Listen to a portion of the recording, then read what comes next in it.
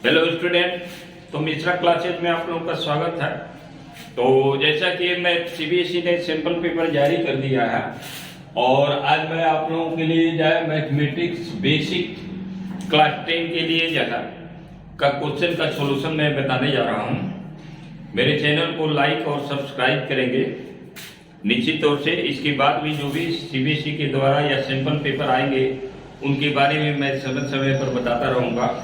तो वीडियो को like subscribe निश्चित तौर से करें, इसलिए कि इससे क्या होता है कि इंकरेजमेंट और मोटिवेशन मिलता रहता है। तो आज चलते हैं बेसिक का क्वेश्चन। तो बेसिक का क्वेश्चन सीबीएसई ने जो भी जारी किया है एक तरह से कंप्लीट एनसीईआरटी बेस पर क्वेश्चन है।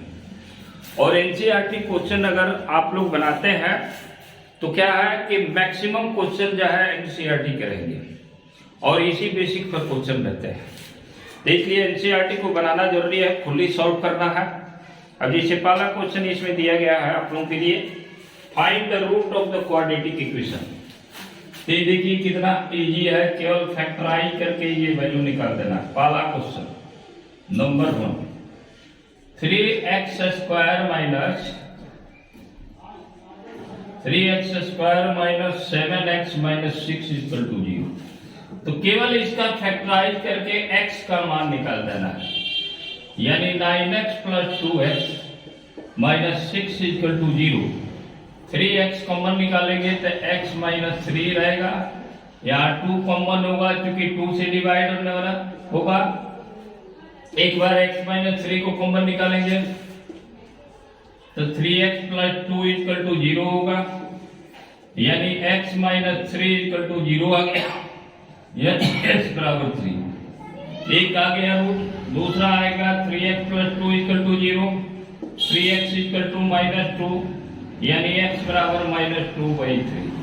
तो इस तरह x का मान कितना हो गया, 3 और माइनस 2/3। तो यही आंसर हो गया।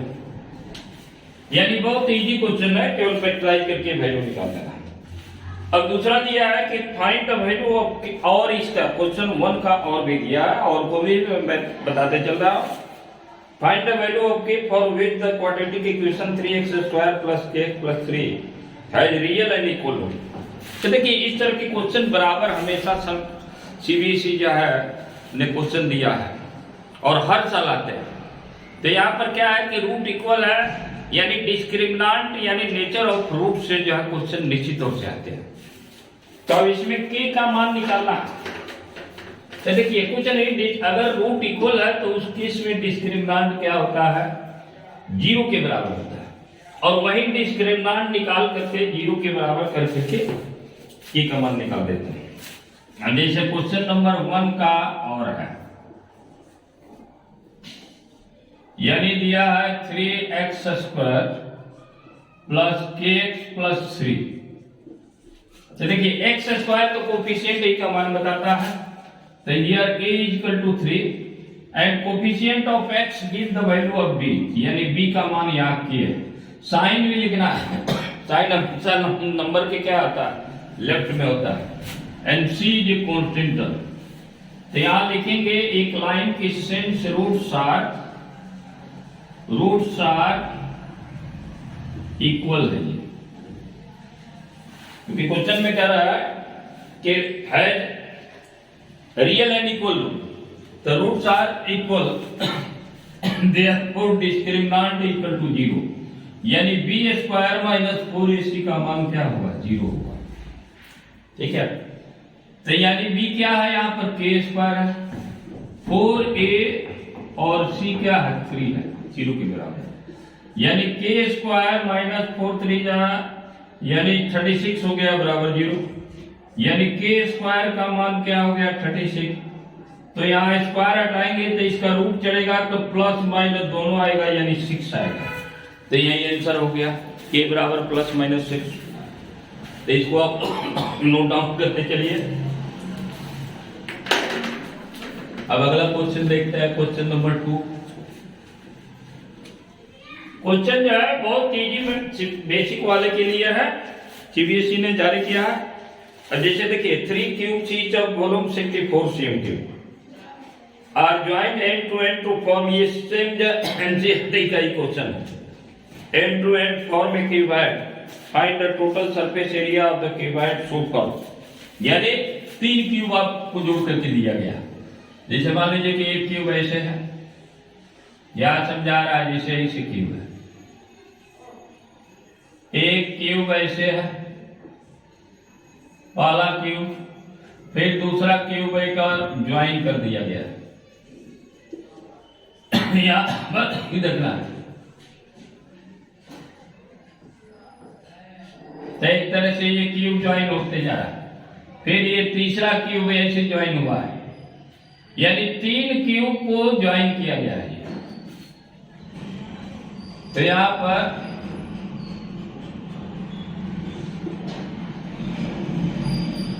तीन क्यूब को ऐसे ज्वाइन कर दिया गया।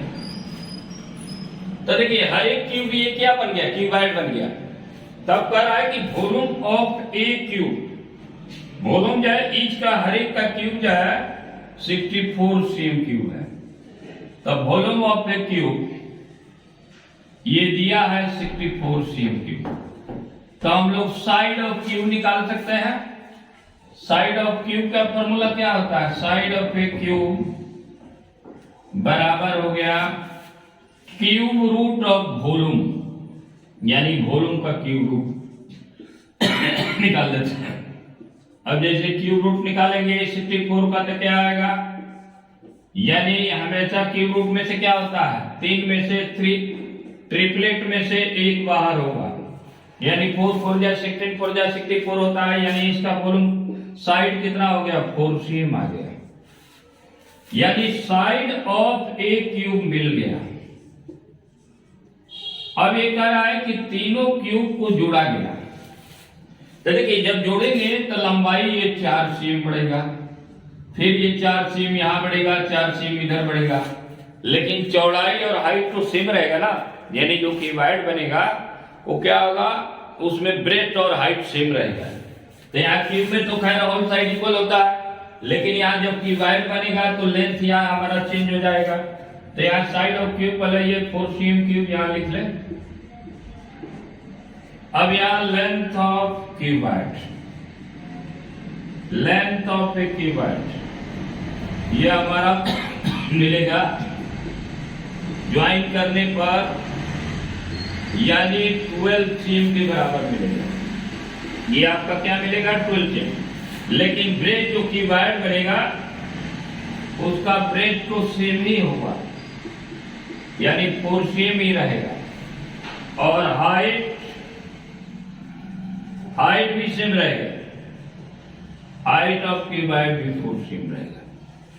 तो अब इसी का पूछा है कि जो क्यूबॉइड बना उसका टोटल सरफेस एरिया निकाल दीजिए। तो टोटल सरफेस एरिया का फॉर्मूला क्या होता है, total surface area of A cuboid लिखना है, क्या होता है, 2 into LB plus BH plus HL। तो यानी 2 इंटू L तो हमारा 12 हो गया, इंटू 4 प्लस 4 इंटू 4 अब प्लस 4 इंटू 12 cm स्क्वायर आ गया, यानी टोटल कितना हो जाएगा। तो अब यहां पर 2 into 48 plus 16 plus 48 cm square. तो अब इसको जोड़ करके देखिए कितना आ गया, इसको नोट डाउन कीजिए आप लोग।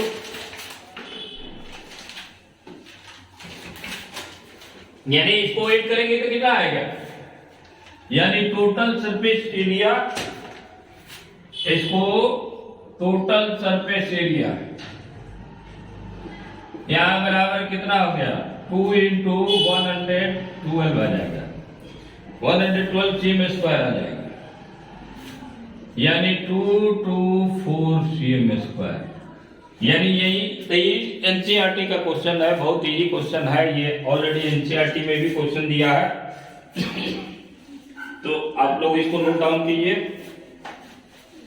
तो अगला क्वेश्चन बता रहा है, अब जैसे अगला क्वेश्चन दिया गया था, inter house cricket match was organized by a school, distribution of run made by the student is given below, find the median run score, यानी मीडियन निकालना है। तब इसको भी देखते हैं। Question number 3। देखिए क्वेश्चन को जो है, क्वेश्चन का स्टैंडर्ड कोई आई नहीं है, बहुत इजी है। मीन, मीडियन और स्टैटिक से क्वेश्चन जो है आएंगे निश्चित तौर से, और स्टैटिक इजी भी है। तब देखिए ये क्वेश्चन दिया है, क्वेश्चन नंबर 3। जैसे रन स्कूल यहां दिया है कि रन स्कूल है, तो यहां पर चार्ट बनाएंगे अच्छी तरह से। यहां number of student, number of students लिखेंगे, और क्योंकि मीडियन निकालना है तो एक सीएफ हम लोग को निकालना पड़ता है, क्युमुलेटिव फ्रीक्वेंसी। तो ये चार्ट अच्छी तरह से बना लेंगे, ये दिमाग में रखना है। तब क्या दिया है, 0 20 20 40 40 60, फिर 60 80, फिर 80 100। फ्रीक्वेंसी दे दिया है 4 6 5 3 और 4। तब देखिए यहां पर मीडियन निकाल,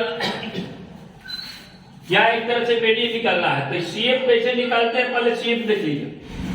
सीएफ वाला फ्रीक्वेंसी सेम लिखेंगे, और फिर 4 और 6 को ऐड करके यहां लिखेंगे, यानी 10 आ गया। मतलब जो है ये 4 6 ऐड करके यहां लिखेंगे 10, फिर 10 और 5 ऐड करके यहां लिखेंगे 15, फिर यहाँ 15 और 3 ऐड करके लिखेंगे यहाँ पर 18, और 18 और 4 ऐड करके लिखेंगे 24। तो यही सीएफ आ गया। अब यहाँ मीडियन निकालने का तरीका क्या है उसको ध्यान से सुनिए।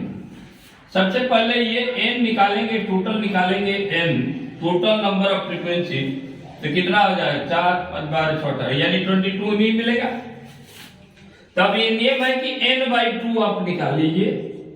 n/2 का मतलब 22/2 का आधा 11।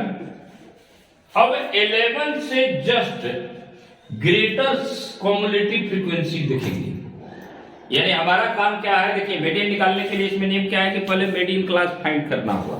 मीडियन क्लास से ही तब जाकर के इसका फॉर्मूला है, उसका हर एक जो है वैल्यू निकालेंगे। तो अब यहाँ पर मीडियन क्लास निकालने के लिए नियम क्या है कि पहले n/2 निकाल देंगे, यानी टोटल फ्रीक्वेंसी का सम निकाल लेंगे, और उसका आधा कर देंगे, 11 आया। अब ठीक 11 से जस्ट ग्रेटर कम्युलेटिव फ्रीक्वेंसी में देखना होगा कि 11 से जस्ट ग्रेटर कौन कम्युलेटिव फ्रीक्वेंसी है। तो यहाँ पर देखिए 11 से जस्ट ग्रेटर कम्युलेटिव फ्रीक्वेंसी क्या आ रहा है, 15 आ रहा है। तब 15 के सामने जो क्लास इंटरवल है 40 60, यही मीडियन क्लास हो गया। तो इसको मिटाते हैं, ये तो समझाने के लिए बताए थे। तो 15 से जस्ट ग्रेटर देन जो है 11 से जस्ट ग्रेटर देन, यहां पर कम्युलेटिव फ्रीक्वेंसी क्या है, 15 है। तो यहां लिखेंगे कि here the CF just greater than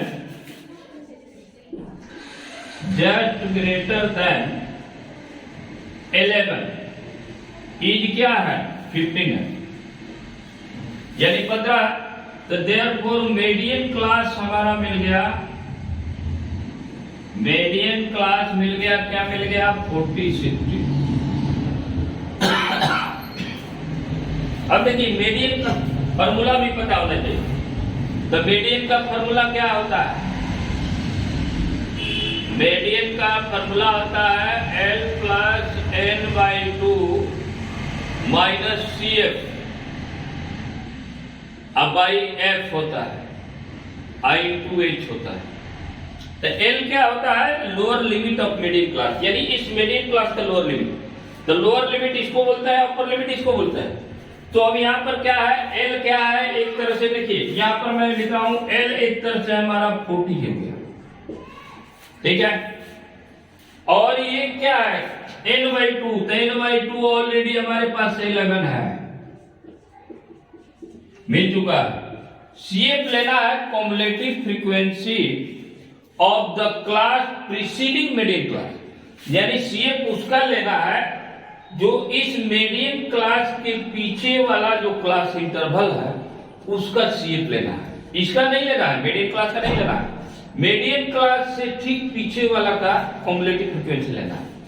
तो ये 40-60 के पीछे 20-40 है, तो इसका फ्रीक्वेंसी सीएफ क्या है, 10 है, तो इसीलिए सीएफ इसका लेंगे 10, यानी सीएफ को लेना है 10।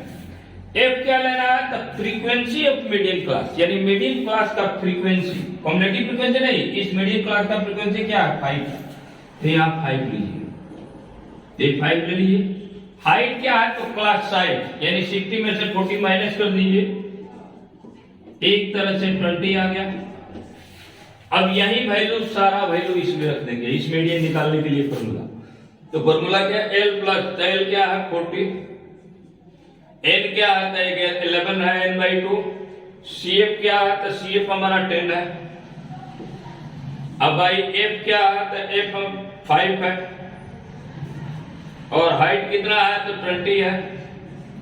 तो अब देखिए ये 5 4 या 20 कट गया, 11 में से 10 गया 1, यानी 40 प्लस क्या हो गया 4, यानी 44, और यही आंसर आ गया मीडियन का।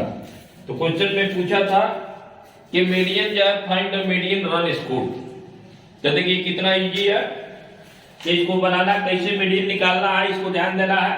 पहला काम वही करना है कि n/2 निकाल लेंगे, सीएफ भी चार्ट बना लेना एक्स्ट्रा, चूंकि क्वेश्चन में बोर्ड में ये दिए रहेंगे केवल फ्रीक्वेंसी और ये क्लास इंटरवल। तब सीएफ कैसे बनाना है उसको भी मैं बता चुका हूं, तो आप लोग इसको नोट डाउन कीजिए। तो अगला क्वेश्चन देखते हैं, क्वेश्चन नंबर 4 को देखते हैं। क्वेश्चन जो है कोई हार्ड नहीं है, बस प्रैक्टिस करना है, रूल जानना है, नियम जानना है कि क्या है। तब देखिए अगला क्वेश्चन है कि find the common difference of the AP 4 9 14। तो ये भी बहुत इजी है, क्वेश्चन जो है बहुत इजी है, मतलब एक एपी दिया है आपको 4 9 14 और डॉट, तब कह रहा है कि इसका कॉमन डिफरेंस निकालिए। तो कॉमन डिफरेंस निकालना आसान है, 9 - 4, अगला टर्म में से पिछला माइनस कर दीजिए, कॉमन डिफरेंस मिल गया 5। अब कह रहा है कि if first term is change to 6, मतलब कह रहा है कि अगर पहला टर्म इसका जो है a ले ले 6 के बराबर, and the common difference remain same, यानी d का मान 5 ही रहे, तो बताइए कि नया एपी क्या बनेगा। तो नया एपी बहुत इजी है, नया एपी कोई भी एपी बनाने के लिए फर्स्ट टर्म तो हमारा a1 हमारा यही 6 के बराबर होगा, a2 क्या होता है तो a + d लिख देंगे, जोड़ देंगे, यानी 6 में 5 जोड़ देंगे 11 मिल गया। इस तरह a3 निकाल लेंगे, a + 2d, यानी 6 + 2 × 5, यानी 5 × 2 = 10, यानी 16 बन गया। फिर a4 निकाल लेंगे, a + 3d, यानी 3-4 टर्म निकाल लेते हैं और उसके बाद लिख देते हैं। तो ये कितना होगा, a4 है ना, तो 4 है, a + 4d, तो ये 3 होगा, तो 3 × 5 = 21। तो इस तरह से हम 3-4 टर्म निकाल करके लास्ट में लिख देंगे इसे AP बराबर। तो देखिए a1 पहला टर्म 6 लेना है, दूसरा टर्म 11 हो गया, तीसरा टर्म 16 हो गया, चौथा टर्म 21 और डॉट डॉट लगा दीजिए, 3 डॉट आप लोग जो है ये मार्क कर दीजिए, ये इनफाइनाइट हो गया। तो यही आंसर हो गया, यानी नया एपी हमारा यही बन गया। तो बहुत इजी क्वेश्चन है। तो अगला क्वेश्चन देखते हैं, क्वेश्चन नंबर 5 क्या है, इसको आप लोग नोट डाउन कीजिए, वीडियो को लाइक सब्सक्राइब इसी तरह से करेंगे ताकि इसे इंकरेजमेंट मोटिवेशन मिलता रहे, और मैं आगे भी मैं आप लोगों के लिए अच्छे अच्छे वीडियो लाऊंगा। देखिए क्वेश्चन नंबर 5 देख रहा है, the mode of the following frequency distribution is 30। तब देखिए यहाँ पर भी क्वेश्चन में मोड दे दिया है, ये भी स्टैटिक से रिलेटेड है और बहुत इजी है। मोड का फॉर्मूला अगर याद है तो यहाँ क्वेश्चन नंबर 5 को देखता है, जैसे क्लास दिया हुआ है और फ्रीक्वेंसी दिया हुआ है, यहाँ पर चार्ट क्वेश्चन में दिया हुआ है, तो 0 से 10, 10 to 20, 20 to 30, 30 से 40, फिर 40 से 50, फिर 50 से 60, फिर 60 से 70 दिया हुआ है। अब इसका फ्रीक्वेंसी दिया है, इसका 7, इसका 9, इसका 12, इसका 16 और यहाँ x छूटा हुआ। Find the value of x पूछा हुआ, ठीक है। और 50 60 का 6 है और 60 70 का 11 है। तो अब ये दिया हुआ, अब देखिए क्वेश्चन में दे दिया है कि इसका मोड दे दिया गया, कह रहा है कि the mode of the following frequency distribution is 38, यानी मोड दे चुका है। तो यहाँ पर ध्यान देना, मोड सबसे पहले लिख लेंगे कि मोड हमारे पास 38 है, ठीक है। और क्या दिया है, find the value of x। तो x यहाँ पर फ्रीक्वेंसी अननोन है, तो बस सिंपल जो है कुछ नहीं, जैसे मोड का फॉर्मूला होता क्या है, ये फॉर्मूला याद रहना चाहिए। तो मोड का फॉर्मूला हम लोग क्या लिखते हैं, L plus F1 minus F0, यही फॉर्मूला है, ध्यान से देखिए। 2F1 माइनस F0 और माइनस F2 इंटू H होता है। तो यही मोड का फॉर्मूला है, ये ध्यान देना है। तब देखिए यहाँ F1, इसको सबसे पहले ध्यान दीजिए कि क्या है। L क्या है, तो lower limit of model class. तो सबसे पहले हम लोग मॉडल क्लास इसमें हम लोग पता करेंगे कि क्या है, ध्यान देना है। तो देखिए, तो मॉडल क्लास फाइंड करने के लिए नियम है कि क्योंकि क्वेश्चन में मोड दे चुका है, तो ये 38 दे दिया है। अगर क्वेश्चन में मोड दे दिया हुआ तो देखिए 38 दिया है, तो 38 को देखेंगे किस क्लास इंटरवल में लाई करेगा। तो 38 हमारा किस में लाई करेगा, 30 और 40 में लाई करेगा, इसी के ना अंदर आएगा। तो इसीलिए यही हमारा मॉडल क्लास हो गया, यानी हमको सबसे पहले मॉडल क्लास चाहिए। तो अगर क्वेश्चन में मोड दे दिया है तो इसी मोड से हम लोग पता कर लेंगे, देख लेंगे कि किस क्लास इंटरवल में 38 आ रहा है, यानी वही हमारा मॉडल क्लास होगा। तो यहां लिखेंगे कि सिंस मोड इज 38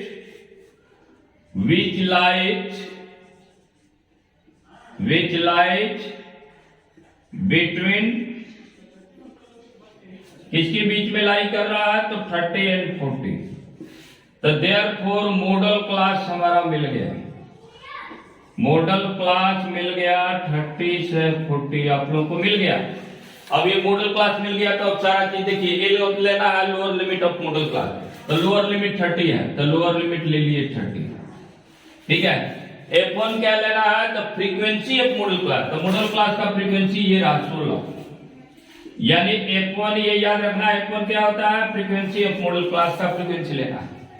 F0 क्या लेना है, तो frequency of the class preceding the model class, यानी इस मॉडल क्लास के ठीक पीछे वाला का फ्रीक्वेंसी लेना है F0, ठीक है। तो F0 होता है, F0 कहलाता है पीछे वाला, इस मॉडल क्लास के पीछे, यानी 12 आ गया। F2 क्या लेना है, तो frequency of the class succeeding the model class, यानी इस मॉडल क्लास के जस्ट आगे वाला का फ्रीक्वेंसी लेना है X, तो यहाँ X लेंगे। और ये सारा वैल्यू H भी निकाल लेंगे, यानी क्लास साइज। तो क्लास साइज तो आपका 40 माइनस 30, ये सब दिख रहा है कि 10 है सबका, क्लास साइज 10 का। तो अब ये सारा वैल्यू इस फॉर्मूला में रख देंगे। अब देखिए मोड दे दिया, तो मोड हम LHS में लिखेंगे 38, L क्या है 30 आपका है, प्लस F1 क्या है, तो 16 है, F0 कितना है, तो 12 है, 12 है, और 2F1, तो F1 16 है, अब माइनस F0 क्या है, F0 12, अब माइनस F2 क्या है, तो माइनस x है, F2 क्या है, माइनस x है। तो यहाँ इस फॉर्मूला में रख देंगे, ऊपर वाले फॉर्मूला में I2H 10 लिख देंगे। तो अब यहाँ 30 को इधर ला दे रहा है ताकि ये इजी हो जाए, 30 को LHS में ला दिए, तो 16 में से 12 गया 4, और ये 40 हो जाएगा, ऊपर 40 लिख ही दे रहा है, ये 14 जा 40, अब आए 16 32 माइनस 12 माइनस 6, तो यानी कितना हो गया 8 बराबर 38 में से 8 गया 40 बाय ये 20 हो गया माइनस 6। अब क्रॉस मल्टीप्लाई कर लेंगे, यानी 8 बराबर यानी क्रॉस मल्टीप्लाई करेंगे तो क्या हो जाएगा 40 इक्वल टू 160, 8 से ये क्रॉस मल्टीप्लाई होगा, अब माइनस 8x, तो अब इस 8x को इधर ला दे रहा है, यानी 8x बराबर क्या हो जाएगा 160 माइनस 40 यानी 120 आ गया। तो देयरफॉर x का मान क्या हो गया, देयरफॉर x इक्वल टू आपका हो गया 120/8, तो अब 8 से ये कट जाएगा 8 का 8 8 40, यानी x का मान 15 आ गया और यही आंसर हो गया। तो अब आप लोग इसको नोट डाउन कीजिए। तो देखिए बहुत इजी क्वेश्चन है, मॉडल क्लास आना चाहिए निकालने के लिए। मॉडल क्लास के लिए नियम है, देखिए या तो क्वेश्चन में दे दिया है मोड 38 टर्म पता कर लिए, अगर नहीं दिया रहेगा तो आप देखेंगे जिस क्लास इंटरवल का सबसे ज्यादा फ्रीक्वेंसी होगा वही मॉडल क्लास हो जाएगा, यही निकालने का नियम है। तो मॉडल क्लास को फाइंड करना जरूरी है, इसको आप लोग नोट डाउन कीजिए। तो क्वेश्चन नंबर 6 को देखते हैं। क्वेश्चन नंबर 6 क्या है, क्वेश्चन जो है कोई हार्ड नहीं है, बस प्रैक्टिस करना है, एग्जाम की तैयारी में लग जाना है। देखिए क्वेश्चन नंबर 6 क्या है कि x y mn are tangent drawn at the end of point of the diameter DE of the circle with center O, prove that the xy parallel mn। Same जो एनसीईआरटी में question है आपका circle chapter में। तब question number 6 देखिए क्या दिया है, बहुत इजी क्वेश्चन दिया है। कह रहा है कि सर्कल के डायमीटर के एंड पर 2 टेंजेंट खींचा गया है, 2 टेंजेंट खींचा गया है, एक है X Y line, X Y है, दूसरा है एम एन है। ये टेंजेंट खींचा गया किसके, तो डायमीटर के एंड पर, डायमीटर डीई है, इसी के एंड पर खींचा गया। तो प्रूव करना है कि X Y parallel M N है कि नहीं। तो बहुत इजी है। तो देखिए 2 पैरेलल लाइन को प्रूव करने के लिए नियम क्या है कि या तो अल्टरनेट इंटीरियर एंगल इक्वल दिखा दे, या सम ऑफ कोई interior on the same side of transversal is 180 degree दिखाए, चाहे करस्पॉन्डिंग एंगल इक्वल दिखाए। तो खैर करस्पॉन्डिंग एंगल यहाँ नहीं संभव होगा, जहां अल्टरनेट ही हम दिखा देंगे। तो यहाँ देखिए सबसे पहले लिखना है गिवन दैट क्या है, गिवन दैट है कि X Y and M N are tangents. ये लिखेंगे क्या दिया है, एट द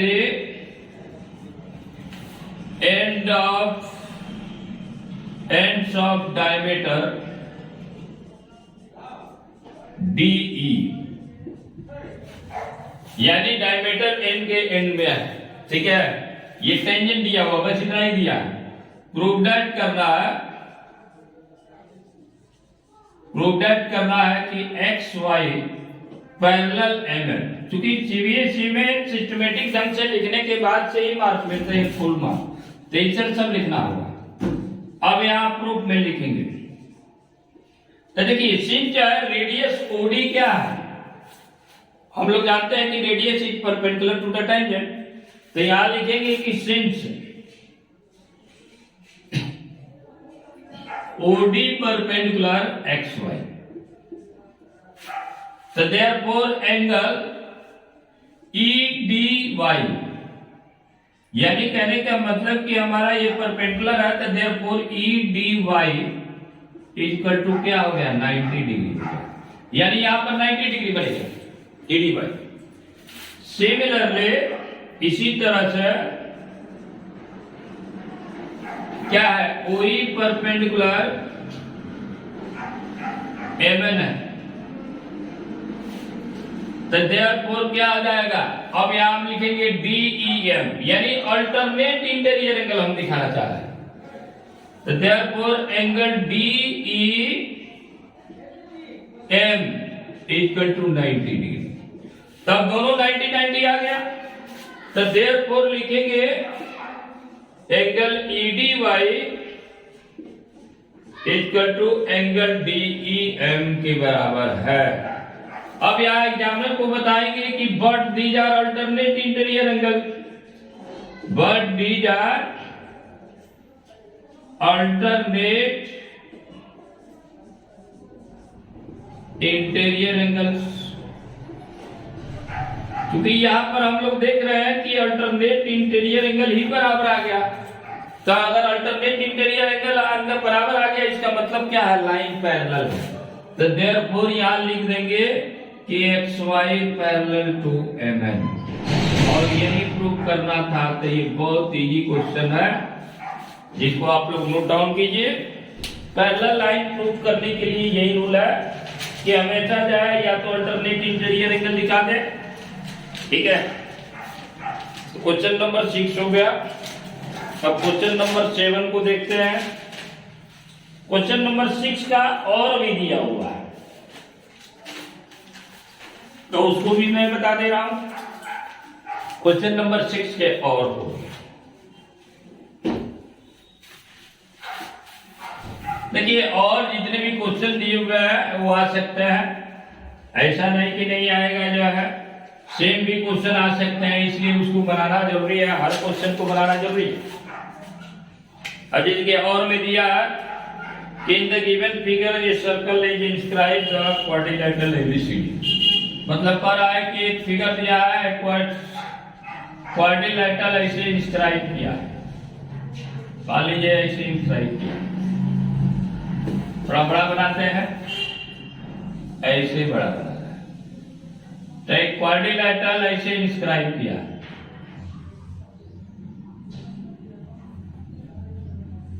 इंस्क्राइब किया है एक क्वाड्रिलेटरल।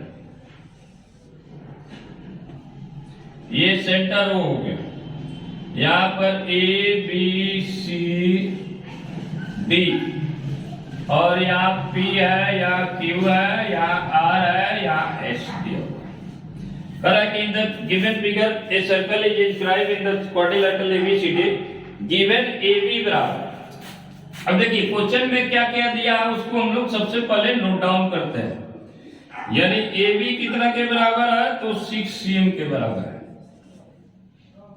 और BC कितना के बराबर है, तो 7 cm के बराबर है, और CD कितना के बराबर है, तो 4 cm के बराबर है।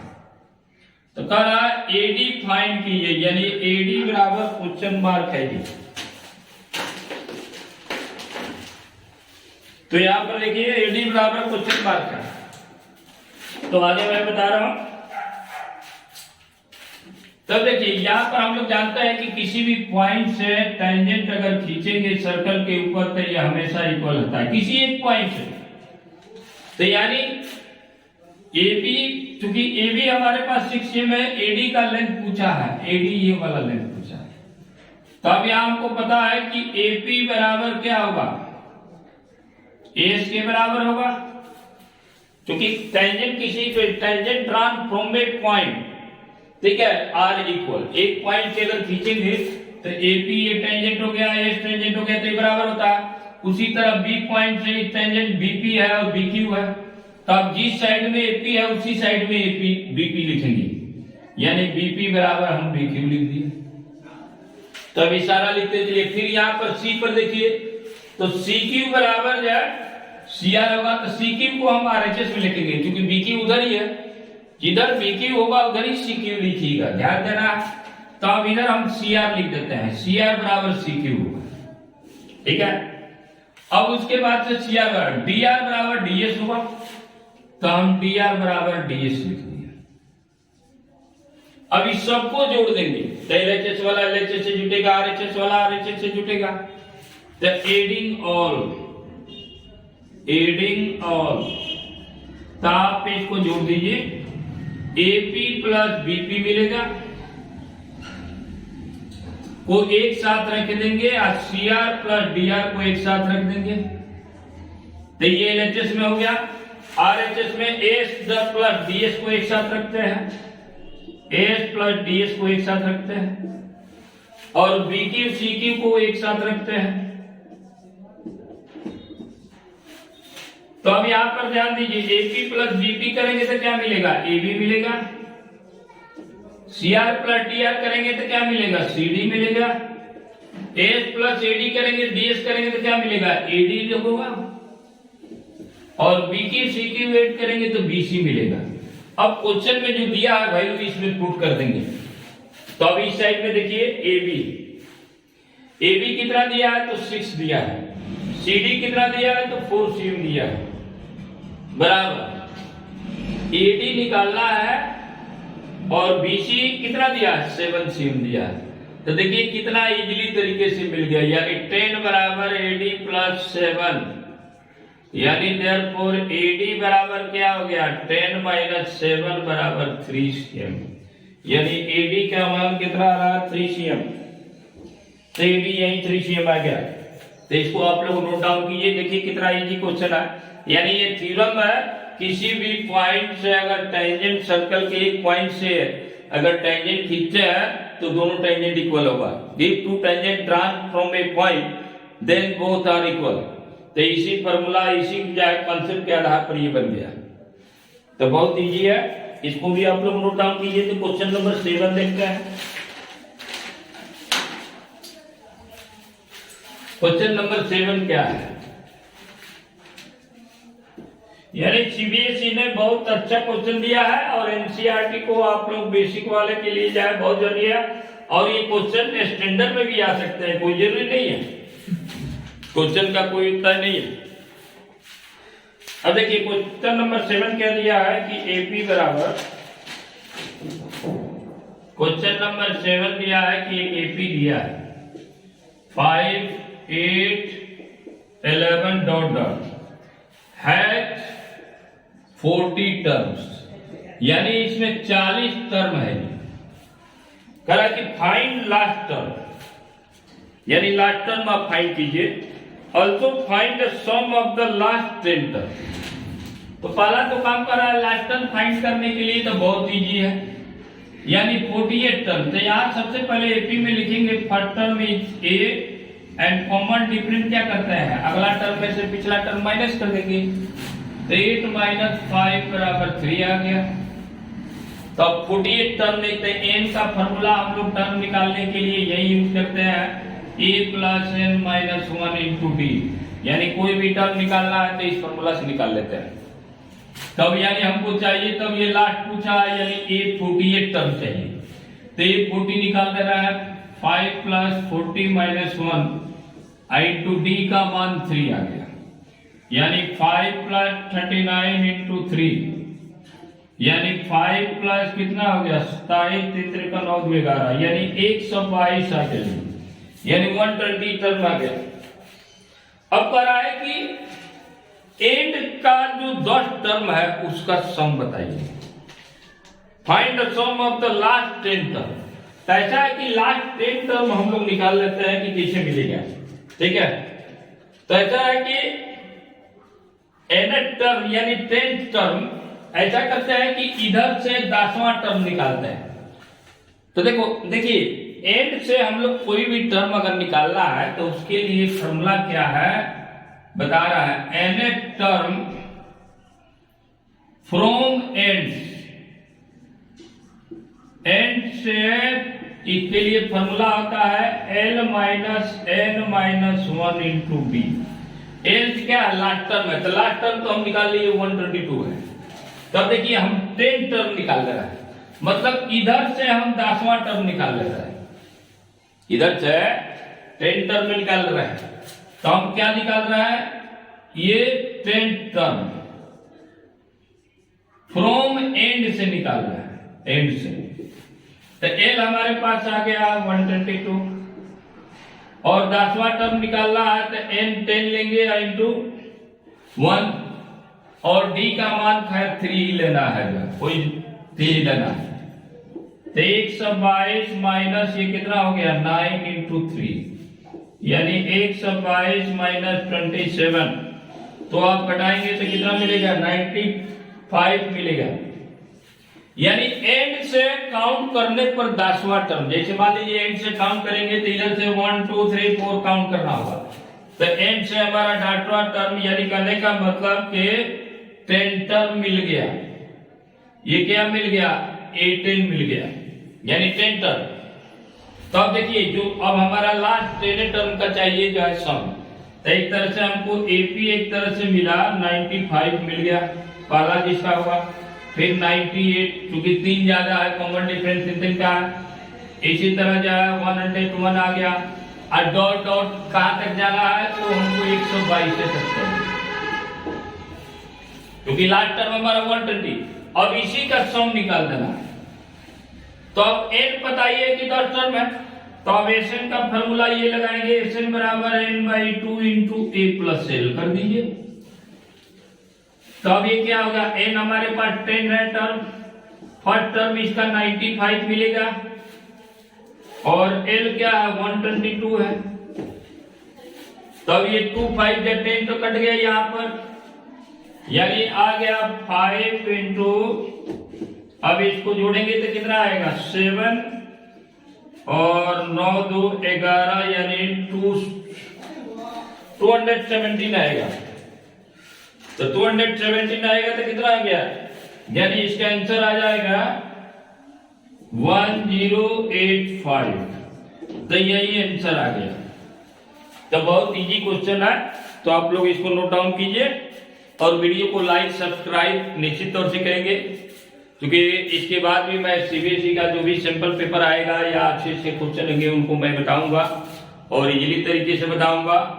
कुछ नहीं, फार्मूला बेस पर क्वेश्चन है, आप फार्मूला को याद रखिए और प्रिपरेशन में आप लोग लग जाइए। इसको नोट डाउन कीजिए।